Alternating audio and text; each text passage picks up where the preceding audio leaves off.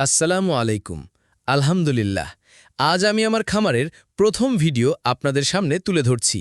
ভোরের এই সুন্দর সকালটা শুরু করি আমার ছাগলদের দিয়ে।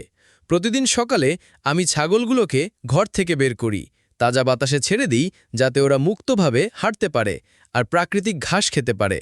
খামারের সবচেয়ে সুন্দর সময় এটাই যখন ছাগলগুলো খুশি মনে মাঠে দৌড়ায়।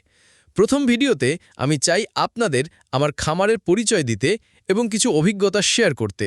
ছাগল পালন শুধু একটা ব্যবসা নয়, এটা একটি ভালোবাসার কাজ। যত্ন আর নিয়ম মানলে ছাগল খামার অনেক লাভজনক হতে পারে। ছাগল পালনের সবচেয়ে বড় বিষয় হচ্ছে পরিচ্ছন্নতা। নিয়মিত খামার পরিষ্কার রাখতে হবে। ভেজা জায়গায় বা নোংরা জায়গায় ছাগল রাখলে তারা সহজে অসুস্থ হয়ে যায়। বিশেষ করে নিউমোনিয়া, ডায়রিয়া বা কৃমির সমস্যা হয় বেশি। তাই প্রতিদিন খামার শুকনো রাখতে হবে আর প্রতি সপ্তাহে একদিন জীবাণুনাশক দিয়ে পরিষ্কার করা উচিত। খাদ্যের দিকেও যত্ন নিতে হবে। ছাগলের প্রধান খাবার হলো ঘাস। সকালে তাজা ঘাস আর পানির ব্যবস্থা করতে হবে।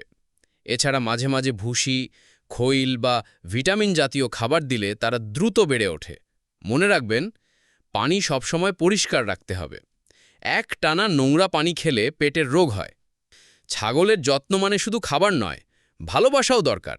প্রতিদিন ছাগল দেখে রাখতে হবে তারা স্বাভাবিক আছে কিনা। কোনো ছাগল খেতে না চাইলে, বেশি শুয়ে থাকলে বা হঠাৎ পাতলা পায়খানা হলে সেটা দ্রুত চিকিৎসা দিতে হবে। প্রথম দিকে নিয়ম না মানলে রোগ বাড়ে, খামারের ক্ষতি হয়। কিন্তু নিয়ম মেনে চললে রোগ অনেকটাই কমে যায়। এবার আসি লাভজনকতার দিকে। ছাগল পালনে ধৈর্য জরুরি। সাধারণত 6 মাস থেকে 1 বছরের মধ্যে একটি ছাগল বিক্রির উপযুক্ত হয়। যদি ভালোভাবে পালন করেন তাহলে প্রতিটি ছাগল থেকে সহজেই ভালো লাভ আসবে। আর একটি মা ছাগল বছরে 2 বার বাচ্চা দেয়। সেই বাচ্চাগুলো কয়েক মাসেই বড় হয়ে যায়।